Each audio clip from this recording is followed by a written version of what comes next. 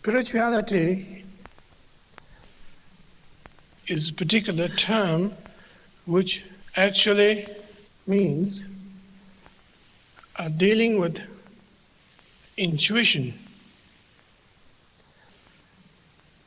In the theistic tradition, there is a notion of clinging into a word. A certain act is regarded as displeasing to divine principles. A certain act is regarded as pleasing for the divine whatever. In the tradition of non-theism, however, it is very direct that the case history are not particularly important. What is actually important is here and now. Here and now. Now is definitely now. We try to experience what is available there on the spot. There's no point in thinking that the past did exist that we could have now. This is now. This very moment. Nothing mystical, just now, very simple, straightforward. And from that nowness, however, arises a sense of intelligence, always, that you are constantly interacting with the reality one by one, spot by spot, constantly. We actually experience fantastic precision, always. But we are threatened by the now, so we jump to the past or the future. Paying attention to the materials that exist in our life, such rich life that we lead. All these choices takes place all the time, but none of them are regarded as bad or good per se. Everything we experience are unconditional experience. They don't come along with a label by saying this is regarded as bad, or this is good. But we experience them, but we don't actually pay heed to them properly. We don't actually regard that as that we are going somewhere. We regard that as a hassle, waiting to be dead. Waiting to be dead.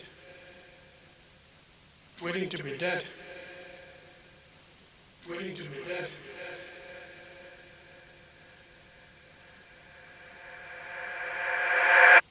That's the problem. And that is not trusting the nowness properly, that what is actually experienced now possessed a lot of powerful things. It is so powerful that we can't face it. Therefore, we have to borrow from the past, invite future all the time. And maybe that's why we seek religion. Maybe that's why we march in the street. Maybe that's why we complain to the society. Maybe that's why we vote for the presidents. It's quite ironical. Very funny indeed.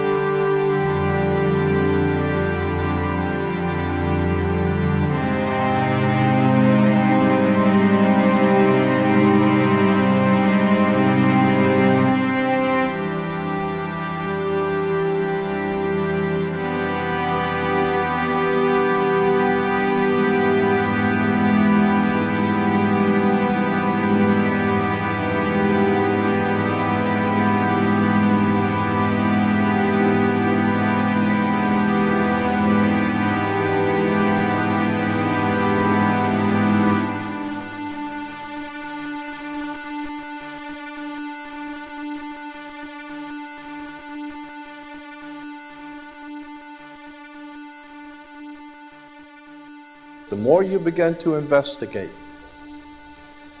what we think we understand, where we came from, what we think we're doing, the more you begin to see we've been lied to. We've been lied to by every institution. What makes you think for 1 minute that the religious institution is the only one that's never been touched?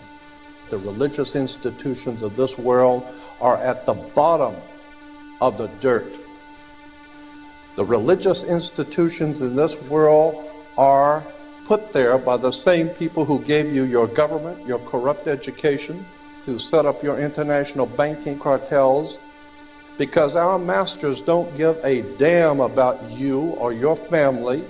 All they care about is what they have always cared about, and that's controlling the whole damn world. We have been misled away from the true and divine presence in the universe that men have called God. I don't know what God is, but I know what He isn't. And unless and until you are prepared to look at the whole truth, and wherever it may go, whoever it may lead to, if you want to look the other way, or if you want to play favorites, then somewhere along the line you're going to find out you're messing with divine justice.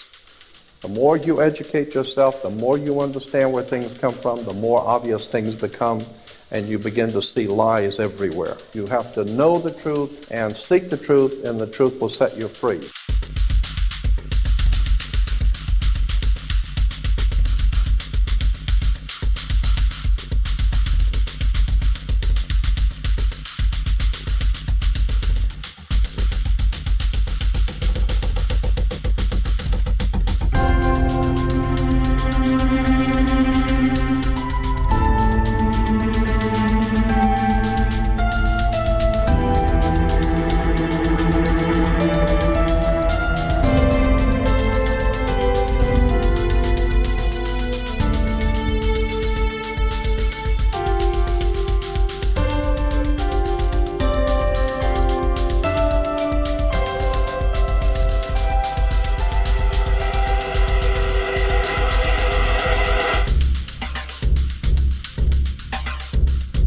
Because I got to tell you the truth, folks. I got to tell you the truth. When it comes to bullshit, big time, major league bullshit, you have to stand in awe of the all-time champion of false promises and exaggerated claims, religion. Think about it. Religion has actually convinced people that there's an invisible man living in the sky who watches everything you do every minute of every day.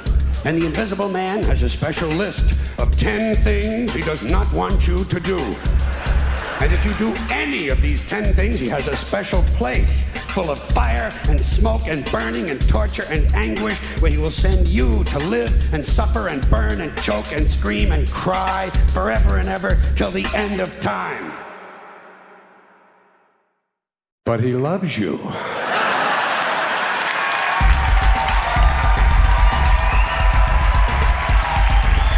loves you. He loves you and he needs money. He always needs money.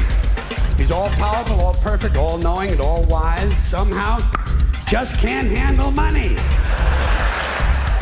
Religion takes in billions of dollars, they pay no taxes, and they always need a little more. Now, you talk about a good bullshit story. Holy shit.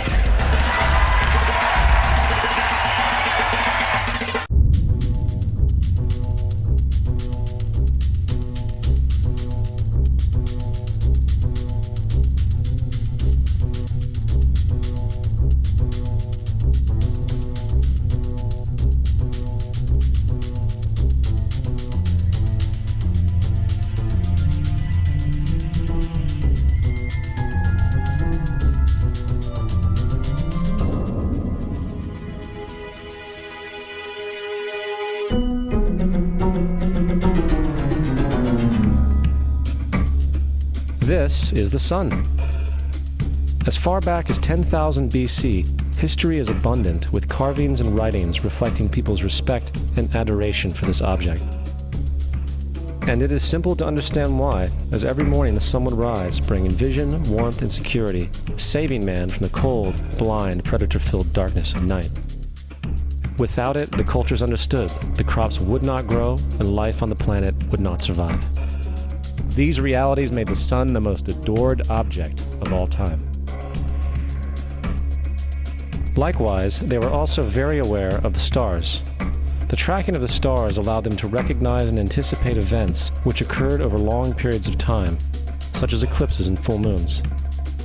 They in turn cataloged celestial groups into what we know today as constellations. This is the cross of the zodiac, one of the oldest conceptual images in human history. It reflects the sun as it figuratively passes through the 12 major constellations over the course of a year. It also reflects the 12 months of the year, the 4 seasons, and the solstices and equinoxes.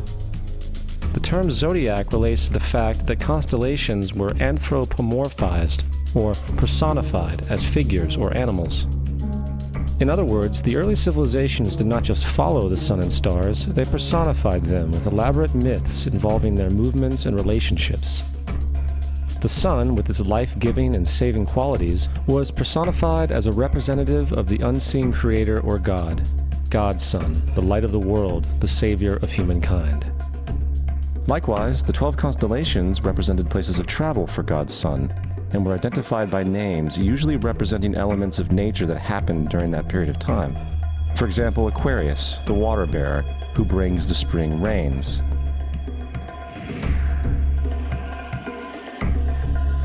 This is Horus. He is the sun god of Egypt of around 3000 BC. He is the sun anthropomorphized, and his life is a series of allegorical myths involving the sun's movement in the sky. From the ancient hieroglyphics in Egypt, we know much about this solar messiah.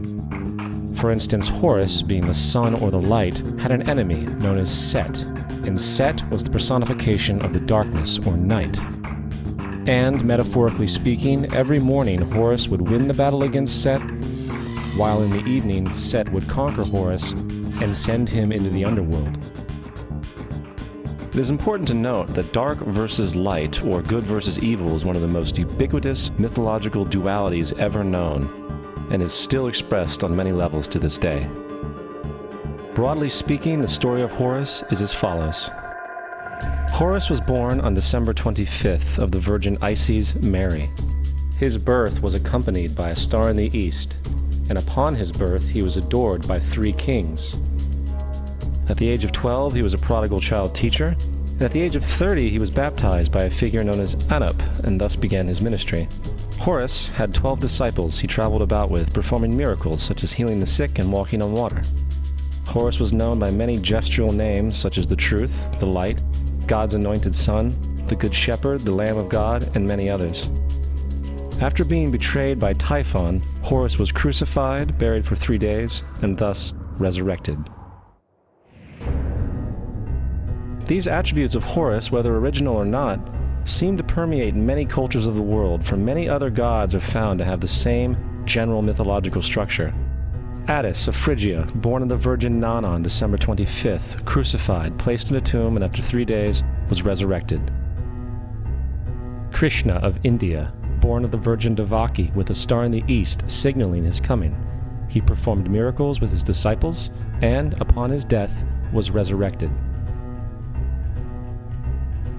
Dionysius of Greece, born of a virgin on December 25th, was a traveling teacher who performed miracles such as turning water into wine.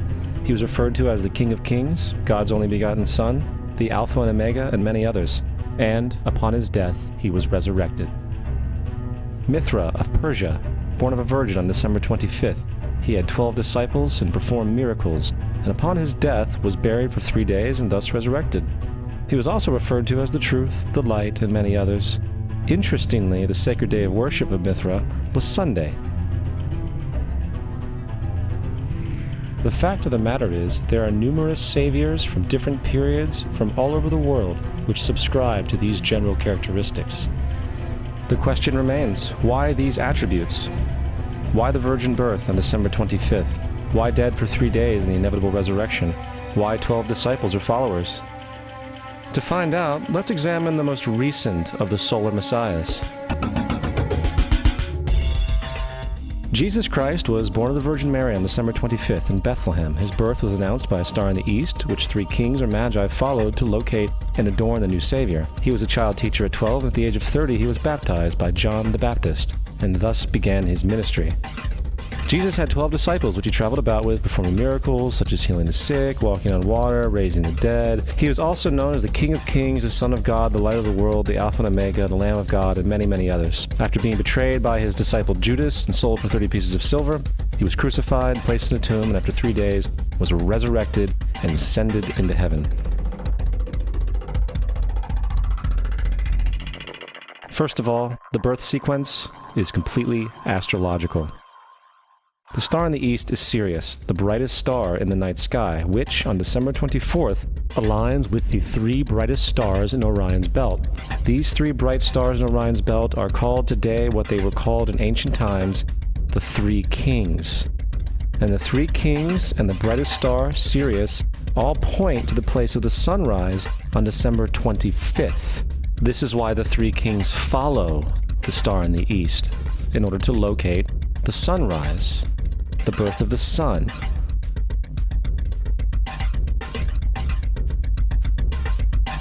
The Virgin Mary is the constellation Virgo, also known as Virgo the Virgin. Virgo in Latin means virgin.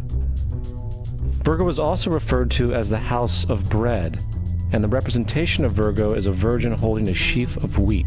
This house of bread and its symbol of wheat represents August and September, the time of harvest. In turn, Bethlehem, in fact, literally translates to house of bread. Bethlehem is thus a reference to the constellation Virgo, a place in the sky, not on earth. There's another very interesting phenomenon that occurs around December 25th, or the winter solstice. From the summer solstice to the winter solstice, the days become shorter and colder. And from the perspective of the northern hemisphere, the sun appears to move south and get smaller and more scarce.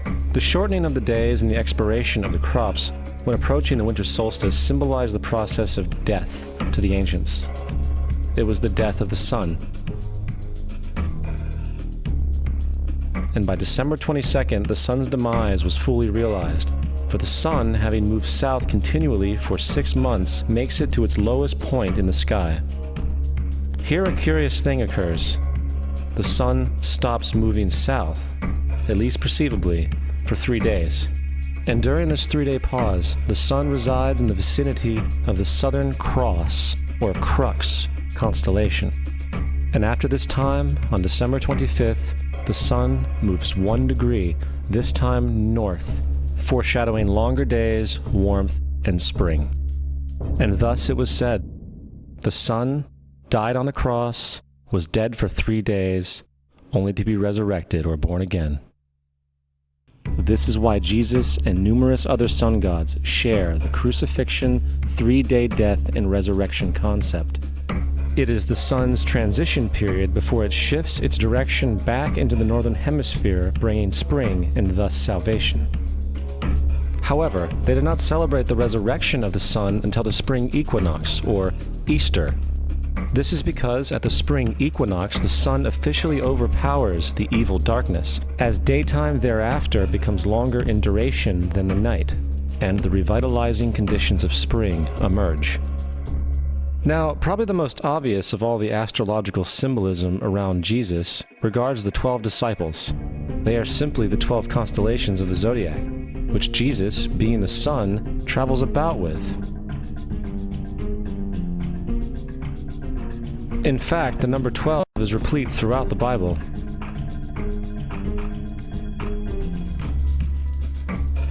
Coming back to the cross of the zodiac, the figurative life of the sun, this was not just an artistic expression or tool to track the sun's movement.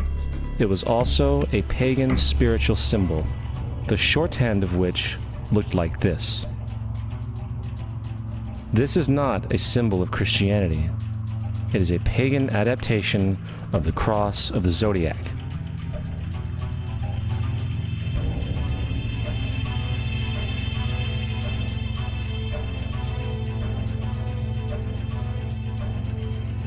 This is why Jesus in early occult art is always shown with his head on the cross, for Jesus is the Son of God, the light of the world, the risen Savior who will come again, as it does every morning, the glory of God who defends against the works of darkness as he is born again every morning and can be seen coming in the clouds up in heaven with his crown of thorns or sun rays.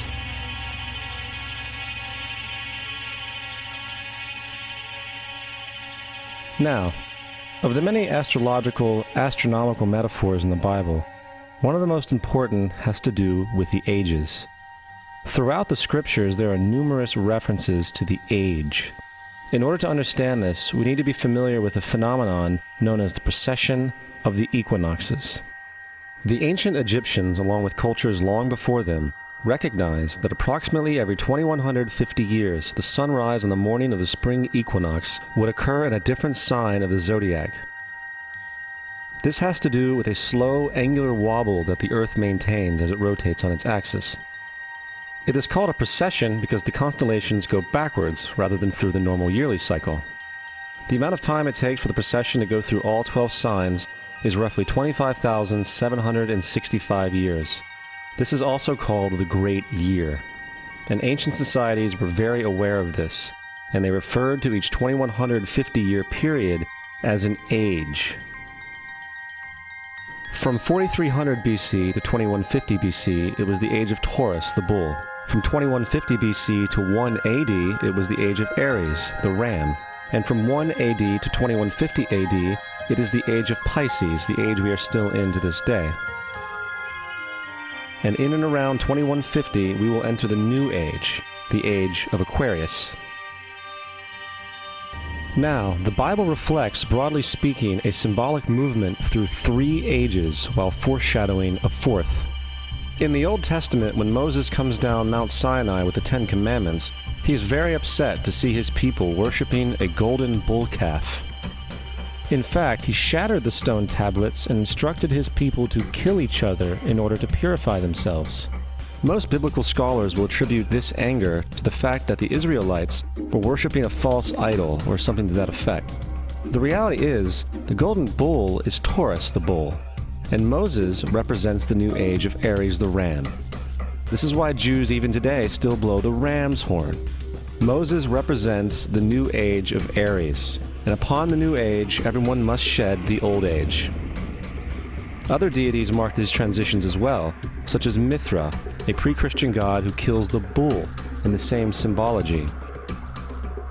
Now Jesus is the figure who ushers in the age following Aries, the age of Pisces, or the 2 fish.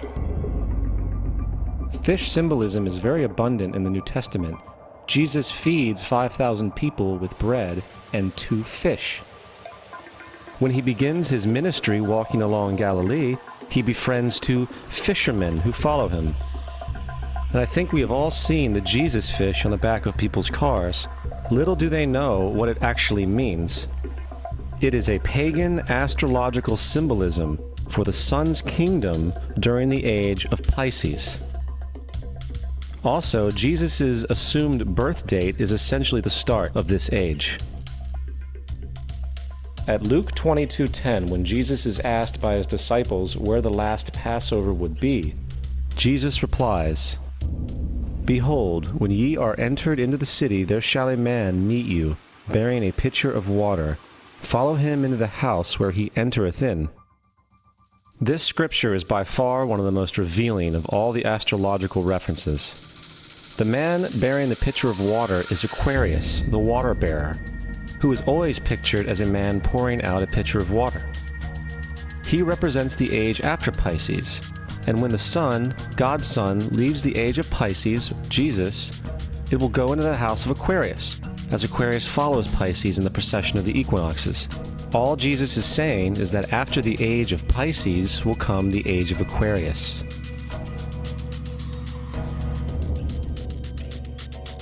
Now, we have all heard about the end times and the end of the world. The cartoonish depictions in the book of Revelation aside, The main source of this idea comes from Matthew 28:20, where Jesus says, "I will be with you even to the end of the world." However, in the King James Version, world is a mistranslation, among many mistranslations. The actual word being used is eon, which means age. I will be with you even to the end of the age, which is true, as Jesus' solar Piscean personification will end when the sun enters the age of Aquarius. The entire concept of end times and the end of the world is a misinterpreted astrological allegory. Let's tell that to the approximately 100 million people in America who believe the end of the world is coming. Furthermore, the character of Jesus being a literary and astrological hybrid is most explicitly a plagiarization of the Egyptian sun god Horus.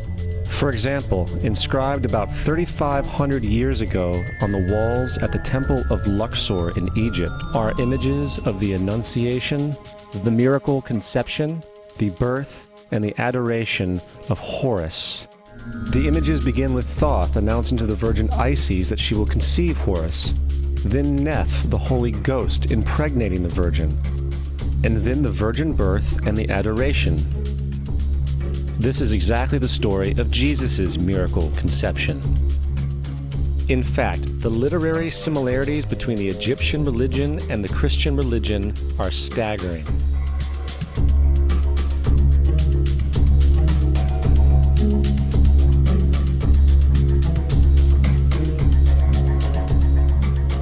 And the plagiarism is continuous.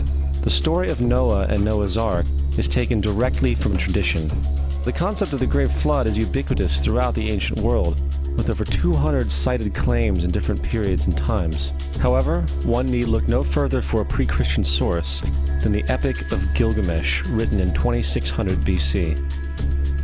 This story talks of a great flood commanded by God, an ark with saved animals upon it, and even the release and return of a dove, all held in common with the biblical story, among many other similarities.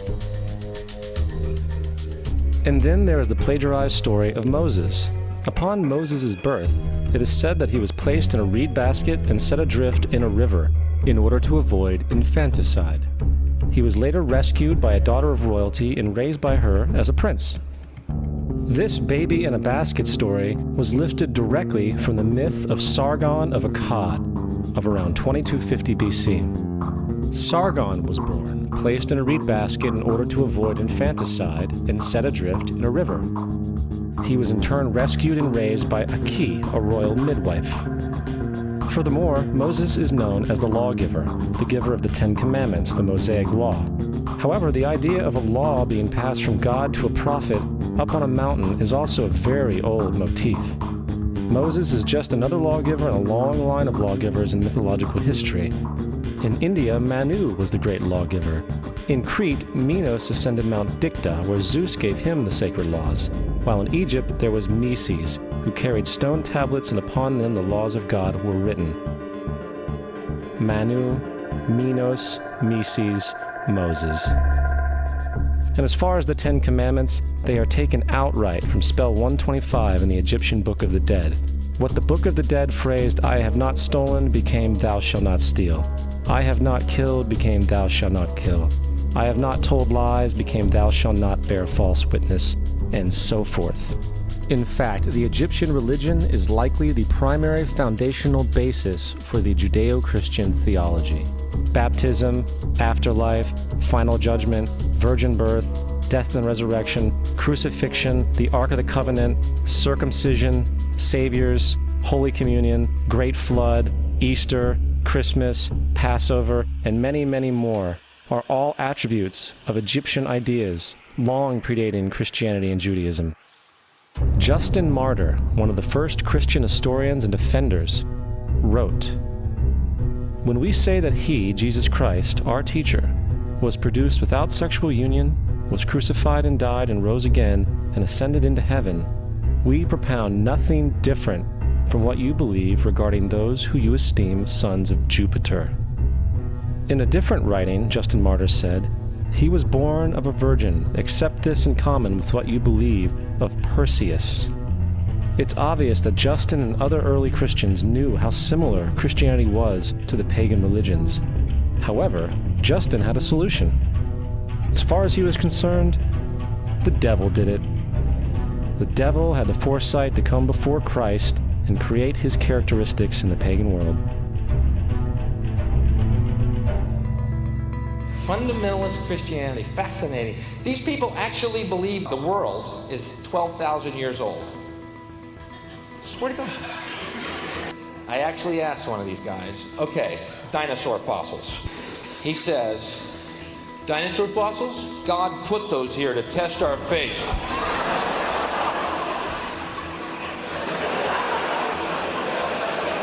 I think God put you here to test my faith, dude.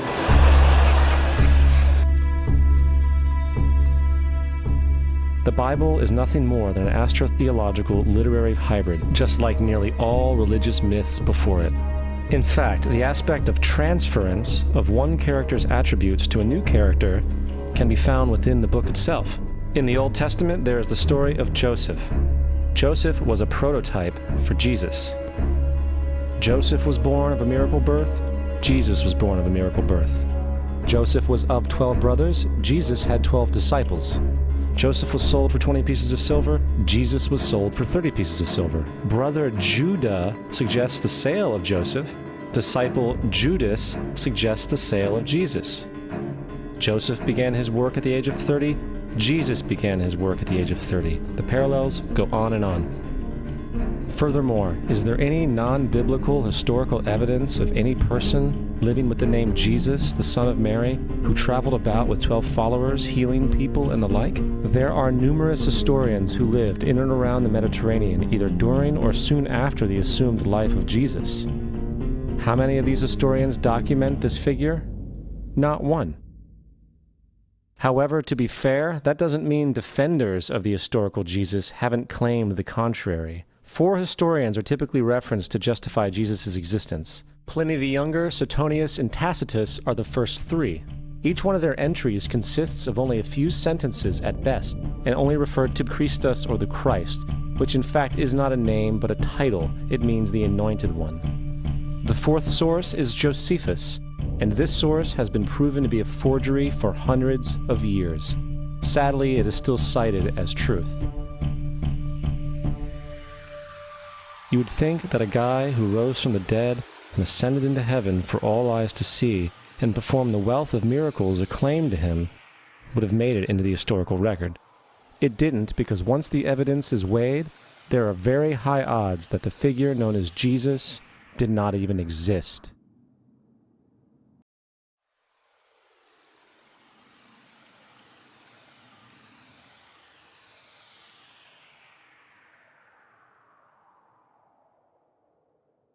We don't want to be unkind, but we want to be factual.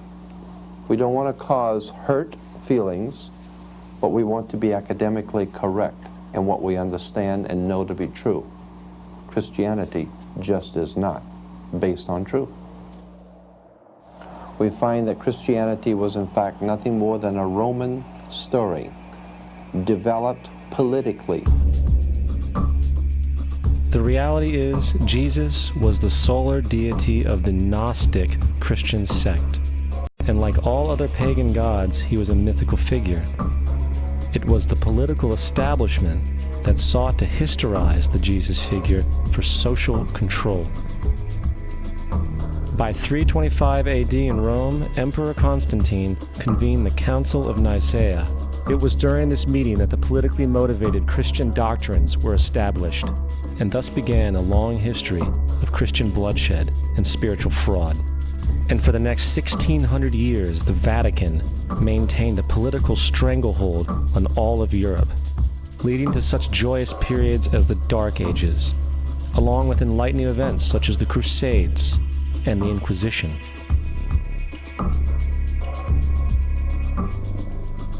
Christianity, along with all other theistic belief systems, is the fraud of the age.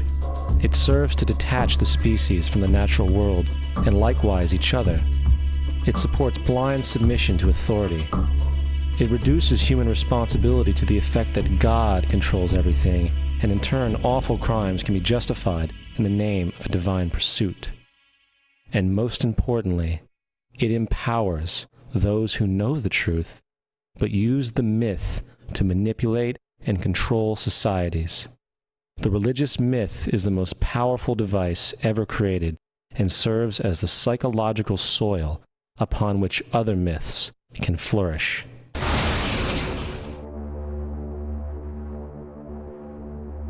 A myth is an idea that, while widely believed, is false. In a deeper sense, in the religious sense, a myth serves as an orienting and mobilizing story for a people. The focus is not on the story's relation to reality, but on its function. A story cannot function unless it is believed to be true in the community or the nation. It is not a matter of debate. If some people have the bad taste to raise the question of the truth of the sacred story, the keepers of the faith do not enter into debate with them. They ignore them or denounce them as blasphemers. It is wrong, blasphemous, and sinful for you to suggest, imply, or help other people come to the conclusion that the U.S. government killed 3,000 of its own citizens.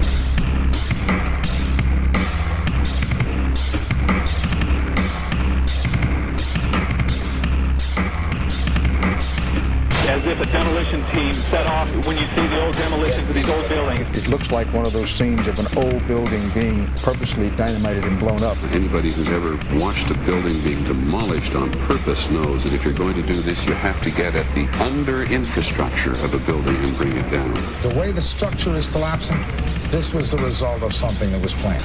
It's not accidental that the first tower just happened to collapse and then the second tower just happened to collapse in exactly the same way. How they accomplished this, we don't know. The building collapsed to dust. You don't find a desk. You don't find a chair. You don't find a telephone, a computer. The biggest piece of a telephone I found was half of the keypad, and it was about this big. What happened to the concrete? The concrete was pulverized from river to river. There was dust powder 2-3 inches thick. The concrete was just pulverized. Reminiscent of those pictures we've all seen too much on television before, when a building was deliberately destroyed by well-placed dynamite to knock it down. If they had detonated, they were planned to take down a building. Boom, boom, boom, boom, boom. I heard a second explosion. There was a heavy-duty explosion. Then there was some secondary explosions and then subsequent collapses. An explosion blew and it knocked everybody over. To me, it sounded like an explosion. It sounded like gunfire. Bang, bang, bang, bang, bang. And then all of a sudden, 3 big explosions. We heard a big explosion coming down. And then the entire top of the building just blew up. We saw some kind of explosion. By the force of the explosions. Big explosion. Blew us back into the 8th floor. Then we get to the lobby. There's this big explosion. The lobby looked as though a bomb had exploded there. A huge explosion now raining debris. It's been a huge explosion. Huge explosion that we all heard and felt. We just witnessed some kind of follow-up explosion. We heard a very loud blast explosion. The secondary explosion at Tower 1 camp. That is another bomb going off. He thinks that there were actually devices that were planted in the building. Planted in the building.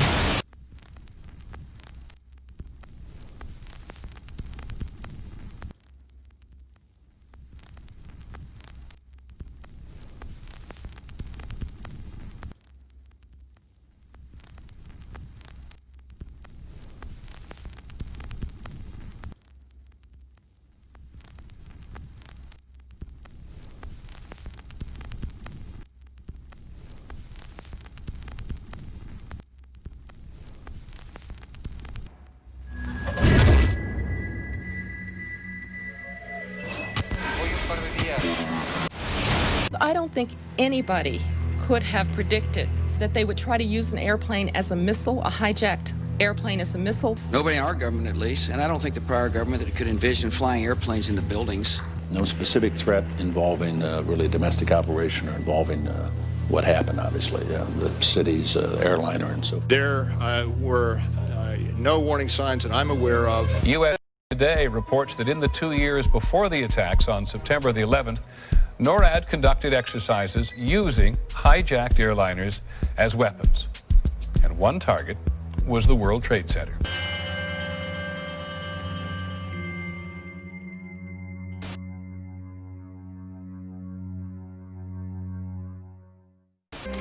In confidential documents from the Philippines obtained by CNN, the plan was clear. He will board any American commercial aircraft, control its cockpit, and dive it at the CIA headquarters.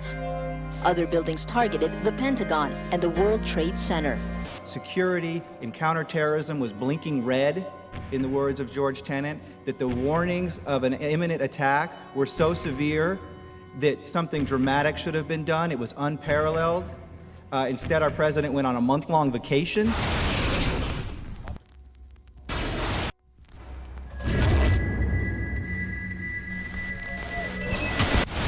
The head of Pakistani intelligence at the ISI, Mahmoud Ahmed, requested Omar Sheikh to wire $100,000 to Mohammed Atta, who was the lead hijacker.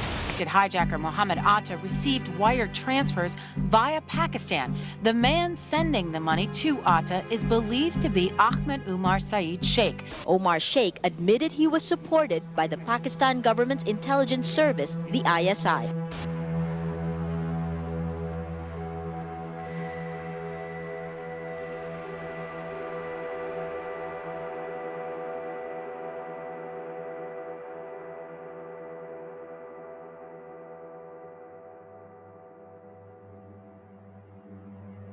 Although we are told that 4 or 5 of the alleged hijackers were on each of the flights.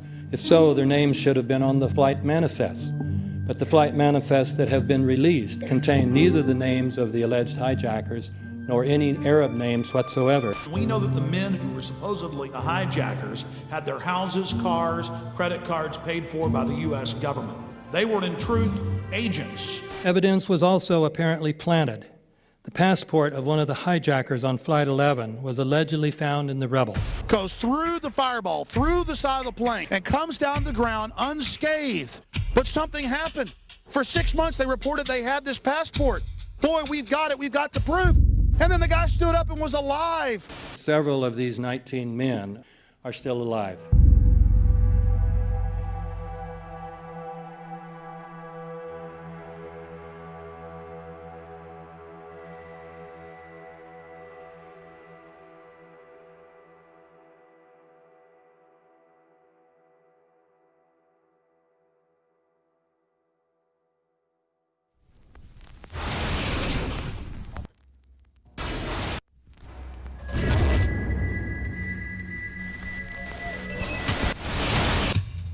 Of course we're after Saddam Hussein, bin Laden. He's January 2001, the Bush administration orders the FBI and intelligence agencies to back off investigations involving the bin Laden family, including 2 of Osama bin Laden's relatives, who were living, guess where, in Falls Church, Virginia, right next to CIA headquarters. When he was already America's most wanted criminal, he reportedly spent 2 weeks in the American hospital in Dubai, was treated by an American doctor, and visited by the local CIA agent.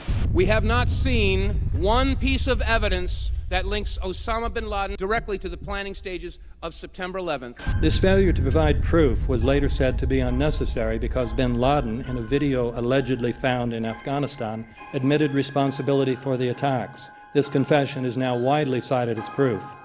But the man in this video has darker skin, fuller cheeks, and a broader nose than the Osama bin Laden of all other videos. We again seem to have planted evidence. In 1976, Osama's older brother Salim bin Laden hired a man in Texas by the name of Jim Bath to handle all the investments in the United States for the bin Laden family. Jim Bath also happens to be a personal, almost lifelong friend and former Air National Guard pilot with George W. Bush. The connections between the Bushes and the bin Ladens become much more clear when George Herbert Walker Bush made trips to Saudi Arabia in 1998 and 2000 to meet with the bin Laden family on behalf of a company called the Carlyle Group.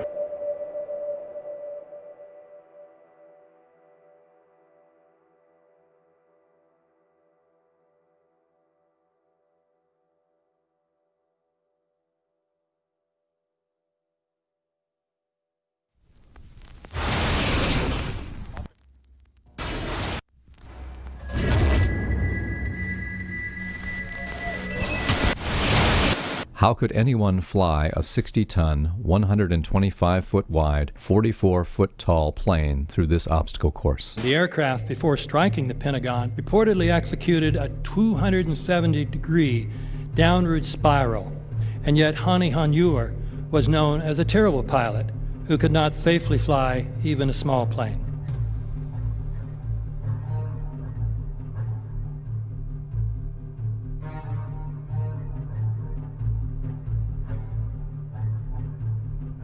No seats, no luggage, no bodies. Nothing but bricks and limestone. The official explanation is that the intense heat from the jet fuel vaporized the entire plane. Flight 77 had 2 Rolls-Royce engines made of steel and titanium alloy and weigh 6 tons each. It is scientifically impossible that 12 tons of steel and titanium was vaporized by jet fuel. We're also told that the bodies were able to be identified either by their fingerprints or by the DNA. So what kind of fire can vaporize aluminum and tempered steel and yet leave human bodies intact? From my close-up inspection, there's no evidence of a plane having crashed anywhere near the Pentagon. And as I said, the only pieces left that you can see are small enough that you could pick up in your hand. Shortly after the strike, government agents picked up debris and carried it off. The entire lawn was covered with dirt and gravel, so that any remaining forensic evidence was literally covered up. The videos from security cameras, which would show what really hit the Pentagon, were immediately confiscated by agents of the FBI, and the Department of Justice has to this day refused to release them. If these videos would prove that the Pentagon was really hit by a 757, most of us would assume the government would release them.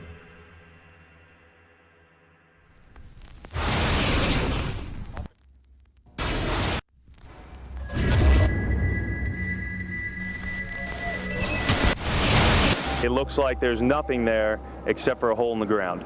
Basically, that's right. The only thing you could see from where we were was a big gouge in the earth and some broken trees. We could see some people walking around in the area, but from where we could see, there wasn't much left. Any large pieces of debris at all? No, there was nothing that you could distinguish that a plane had crashed there.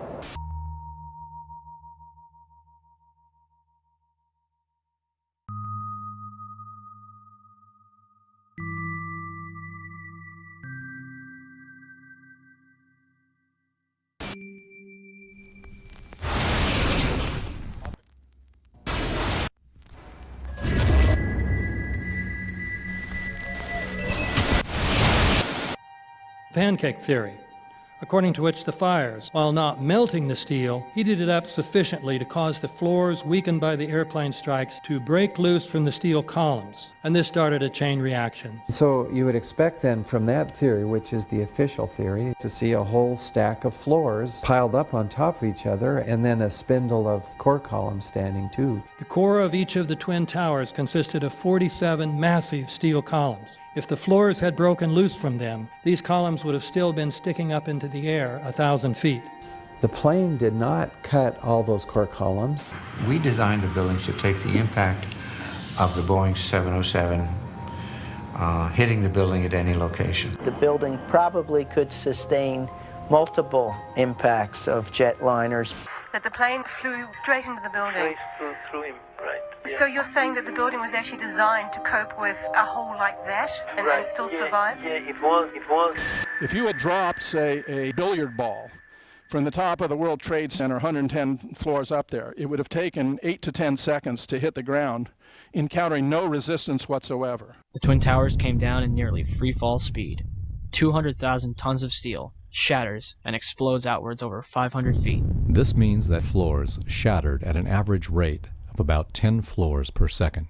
There is no scenario for a pancake effect of buildings falling that allows them to fall at the rate of free fall. Now what can do that? What can move mass out of the way? Explosives.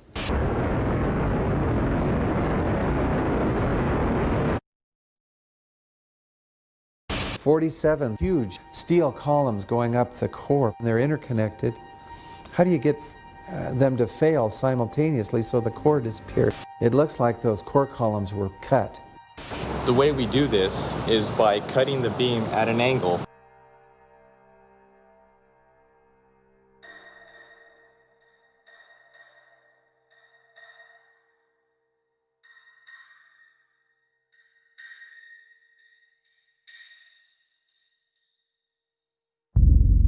I started looking at the molten metal.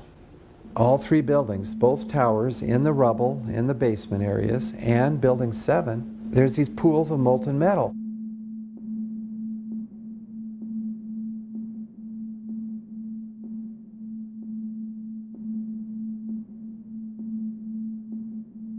You'd get down below and you'd see molten steel running down the channel rails, like you're in a foundry. Like lava. The molten steel was found 3, 4, and 5 weeks later, when the rubble was being removed. He said that molten steel was also found underneath World Trade Center 7. So I'm looking through the official reports. What do they say about the molten metal? They say nothing. But wait a minute. This is important evidence. So where'd that come from? Thermite is so hot that it'll just cut through steel, through structural steel, for example, like a knife through butter. The products are molten iron and aluminum oxide, which goes off primarily as a dust. You know those enormous dust clouds? You can imagine when you assemble these chemicals on a large scale.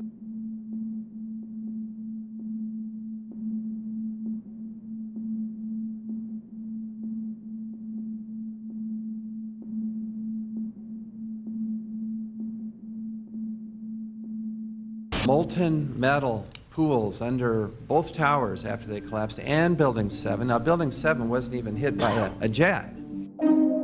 Part of the problem is that most people simply don't know much about Building 7 due to the extraordinary secrecy surrounding this collapse. And this was a 47-story skyscraper. This building fell at 5:25. It was not hit by a plane.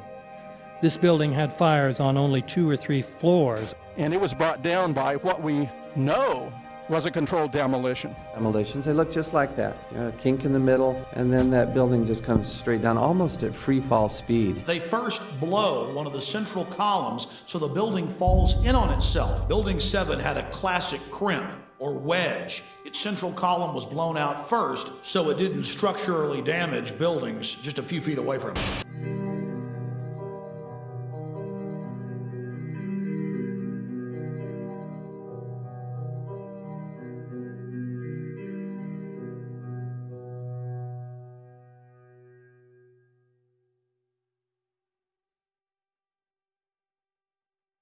Our office was on the B1 level. As I was talking to a supervisor at 8:46, and all of a sudden we hear, boom! An explosion so hard that pushed us upwards. And it came from the basement between the B2 level and the B3 level. And when I went to verbalize, we hear, boom! The impact of the plane on the top. As I'm walking by the main freight corridor building in the corridor, that's when I got blown. I mean, the impact of the explosion threw me to the floor, and that's when everything started happening. All of a sudden, a big impact happened again, and all the ceiling tile was falling down, the light fixtures were falling. You know, you got to go clear across the whole from 1 to 2 World Trade Center, and then all of a sudden, it happened all over again. Something else hit us to the floor. Right in the basement, you felt it. Walls were caving in, everything that was going on. I mean, I know of people that got killed in the basement. I know of people that got broken legs in the basement. People that got reconstructive surgery because the walls hit them in the face.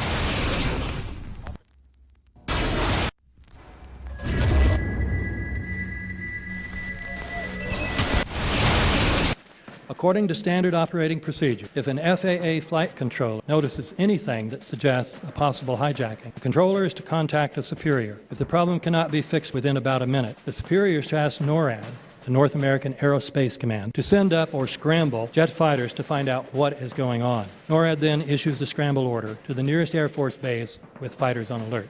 But although interceptions usually occur within 10 or so minutes, in this case, 80 or so minutes had elapsed before fighters were even airborne.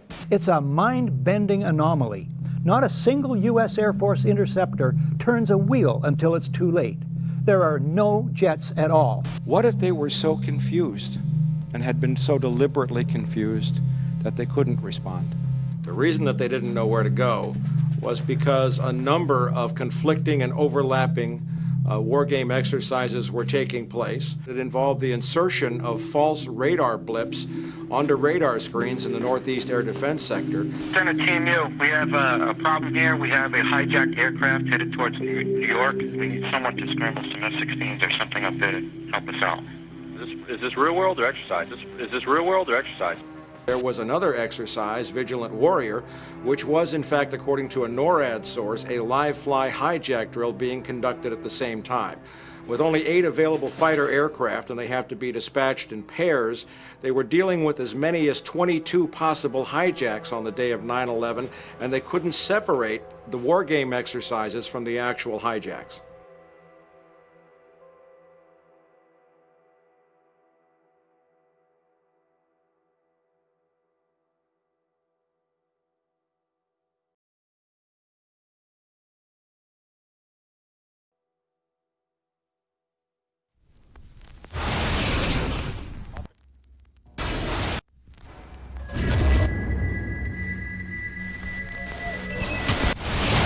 Page 172. The U.S. government has not been able to determine the origin of the money used for the 9/11 attacks. Ultimately, the question is of little practical significance. The American authorities have not managed to trace the source of the funding. And then the most amazingly disingenuous statement, ultimately, is it of little consequence. It is of massive consequence. Doesn't it matter who paid for 9/11? The collapse of Building 7 has been recognized as especially difficult to explain. The 9/11 Commission report implicitly admitted that it could not explain the collapse of this building by not even mentioning it. President, why are you and the Vice President insisting on appearing together before the 9/11 Commission? Because the 9/11 Commission wants to ask us questions. That's why we're meeting, and I look forward to meeting with them and answering their questions. Why you're appearing together rather than separately, which was their request? Because it's a good chance for both of us to answer questions that the 9/11 Commission is looking forward to asking us, and I'm looking forward to answering them. Let's see. Do you think they should be able to stand up and speak their own words? They should go under oath. They should be, yeah. In public.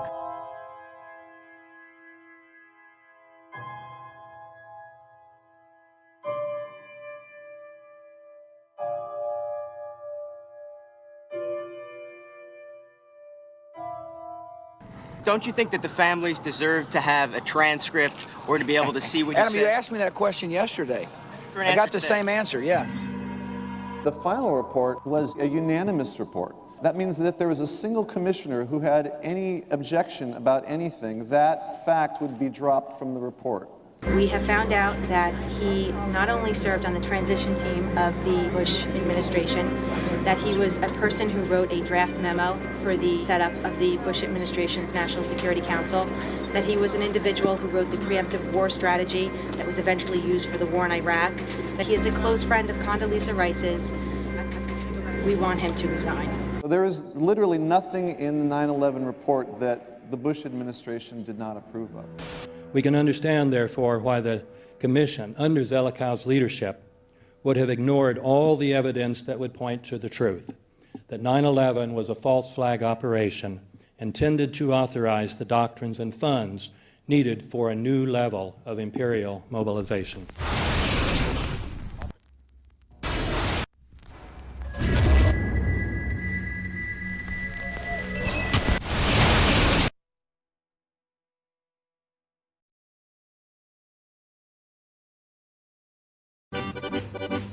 Armed with knives, armed with chemical, biological, nuclear weapons. Fanatics, terrorists, September 11th. September 11th, killers, September 11th, terrorists. Terrorists of Al-Qaeda, terrorists, nuclear weapons, terrorists. 9/11, terror, terrorist, evil. September 11th, September 11th. The terrorists, war and danger. September 11th, terrorism, global terrorism, terrorism, terrorists. Terrorists, terrorists, terrorists, terrorists, the terror. Terrorists, terrorist, terrorism. September 11th, global terrorism, terrorists. Terrorism. September 11th, world terrorism, terrorism. September 11th, global terrorism. September the 11th, terror. Weapons of mass destruction. September the 11th, terrorists. The evil terrorists, no.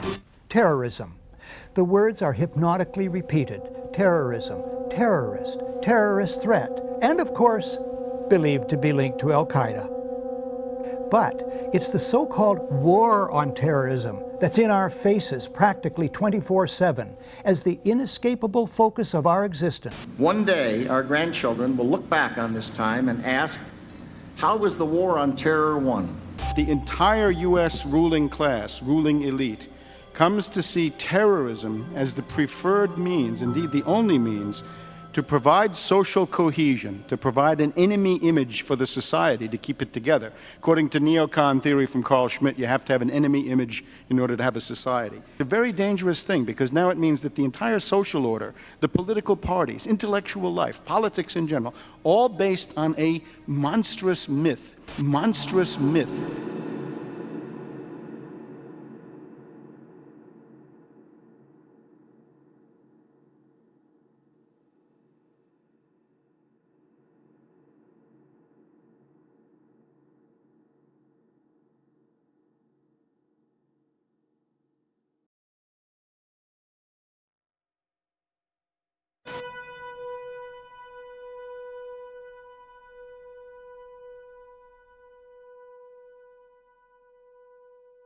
Look, the CIA has done in this country, what they've done to us is unbelievable. Look at the terrorist acts that have occurred. The CIA behind most, if not all of them. We had the Marine barracks.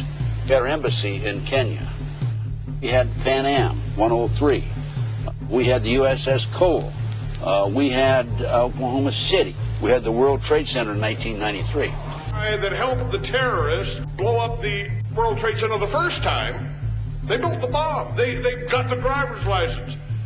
The informant, the FBI informant, a fellow named Salam, a 43-year-old former Egyptian army officer, he was given the assignment to put the bomb together. And he went to his supervisor, his FBI supervisor, and said, we're going to put a dummy bomb in here, right? And the FBI supervisor said, no, we're going to put a real bomb. The FBI actually carried out the attack on the World Trade Center in 1993. They actually hired Ahmad Salam and paid him $1 million and gave him real explosives, a detonator, and told him to build a bomb and to give it to the foolish people that he was controlling to allow them to attack the World Trade Center complex. Unfortunately for them, there were only 6 people killed, not enough to pass the legislation. So what happened is 2 years later, April 19, 1995, down comes Oklahoma City Murrah building, 168 people killed. 1 year later, the anti-terrorism legislation that takes away many of our constitutional rights and civil liberties is passed.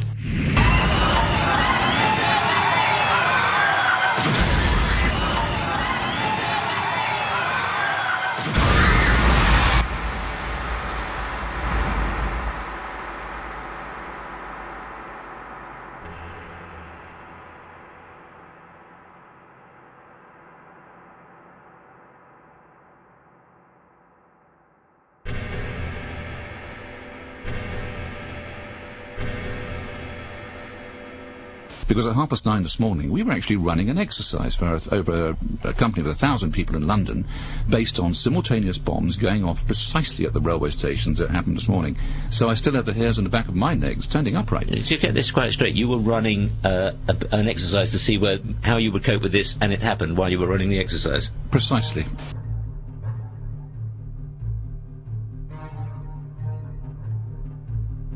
Supposed to believe is some kind of coincidence, there was also an anti-terrorist drill going on 7/7. And again, just like 9/11, they were talking about attacks on the same targets, the same kind of tube stations, and exactly the same time as the actual attack happened, providing some kind of cover for what must be operations orchestrated in some way by the state.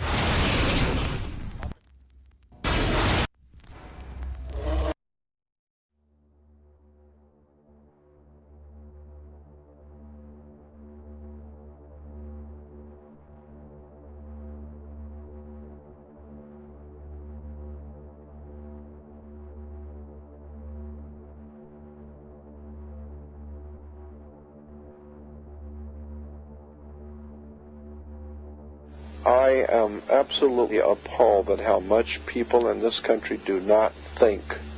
We are given to understand that an Arabic guy out there up in the mountains financed the most elaborate attack on this country. Do you think some people in a cave were able to have NORAD stand down? Do you think that people in a cave were able to have all of this happen? And when I think about how many Americans were killed in New York City, and believing as I do that this thing was a setup job, this is a textbook operation that Nazis used, and they've used it over and over again. America has been suckered in one more time. I don't have to tell you things are bad. Everybody knows things are bad. The dollar buys a nickel's worth. Banks are going bust. Shopkeepers keep a gun under the counter. Punks are running wild in the street. There's nobody anywhere who seems to know what to do, and there's no end to it. We know the air is unfit to breathe, and our food is unfit to eat.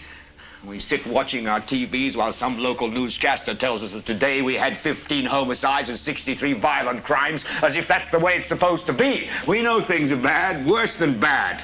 They're crazy. It's like everything everywhere is going crazy, so we don't go out anymore. We sit in the house, and slowly the world we're living in is getting smaller, and all we say is, please, at least leave us alone in our living rooms. Let me have my toaster and my TV and my steel-belted radios, and I won't say anything. Just leave us alone. Well, I'm not going to leave you alone. I want you to get mad. I don't want you to protest. I don't want you to riot. I don't want you to write to your congressman because I wouldn't know what to tell you to write. I don't know what to do about the depression and the inflation and the Russians and the crime in the street. All I know is that first, you've got to get mad. You've got to say, I'm a human being. God damn it. My life has value.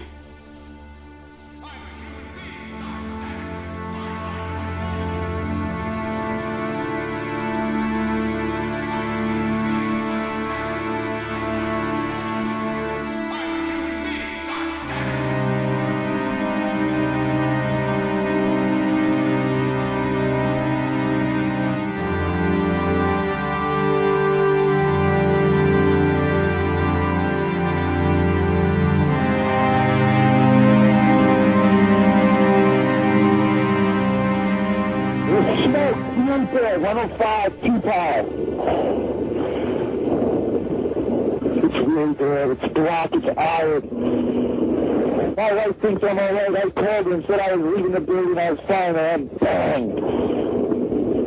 It's the three of us, 2 broken windows. Oh, God! Ah!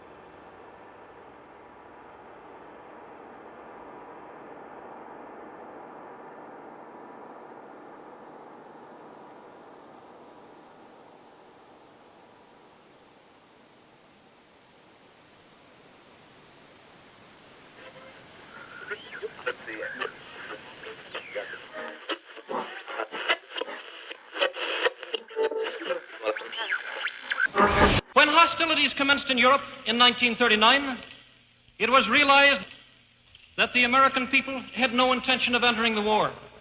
But they believed that this country could be enticed into the war in very much the same way that it was enticed into the last one. They planned, first, to prepare the United States for foreign war under the guise of American defense. Second, to involve us in the war step by step without our realization. Third, to create a series of incidents which would force us into the actual conflict. These plans were, of course, to be covered and assisted by the full power of their propaganda. Our theaters soon became filled with plays portraying the glory of war. Newsreels lost all semblance of objectivity, and they have used the war to justify the restriction of congressional power and the assumption of dictatorial procedures on the part of the President and his appointees. A fear campaign was inaugurated. We cannot allow the natural passions and prejudices of other peoples to lead our country to destruction.